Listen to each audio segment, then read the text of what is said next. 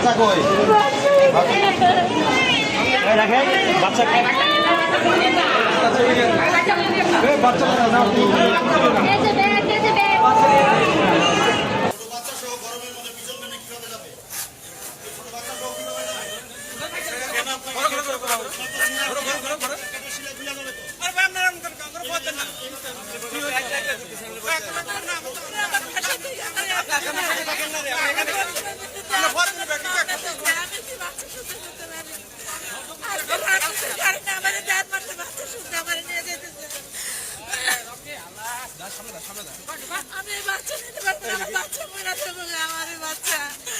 তার কোলে 1 মাস 16 দিনের একটি বাচ্চা শিশু রয়েছে, নবজাতক শিশু।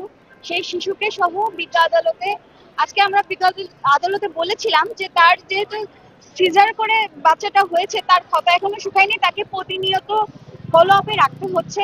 এবং একটি ছোট শিশু বাচ্চা যে তার মায়ের উপরে নির্ভরশীল, মায়ের দুধ ছাড়া তিনি অন্য কিছুর উপরে নির্ভরশীল না এবং খাইতেও পারবে না, এবং তার জীবন ধারণও একটা অনিশ্চয়তার মধ্যে চলে যাবে এবং এটাতে শিশুর জীবনে ঝুঁকি আছে। আমরা বিষয়ে এই আদালতকে আমরা এই বিষয়গুলো বলেছি এবং বলেছি যেহেতু বিষয়টি গুরুত্বপূর্ণ সংবেদনশীল একটি বিষয়, আমরা আদালতে যে কোনো শর্তে আসামির জন্য জামিন চেয়েছিলাম। আমরা বলেছিলাম যে প্রত্যেকটি ধার্য তারিখে আসামি আসবে এবং যে কোনো শর্তে, কারণ যেহেতু ছোট শিশু সন্তান রয়েছে, এই শিশু সন্তানটার দেখভালের একটি বিষয় রয়েছে।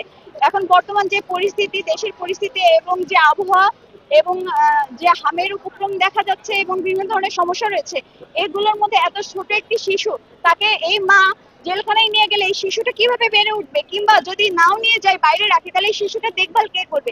একটি অনিশ্চয়তা মা এবং শিশুর জন্য। আমরা বিজ্ঞ আদালতে এই মানবিক দিকটা বিবেচনা করে জামিনের জন্য প্রার্থনা করেছিলাম, কিন্তু বিজ্ঞ আদালত পরবর্তীতে নামঞ্জুর করে। এটা আমাদেরকে ব্যথিত করেছে। আমরা মনে করি এটাতে মা ও শিশু দুজনেরই মানবাধিকার লঙ্ঘন হয়েছে।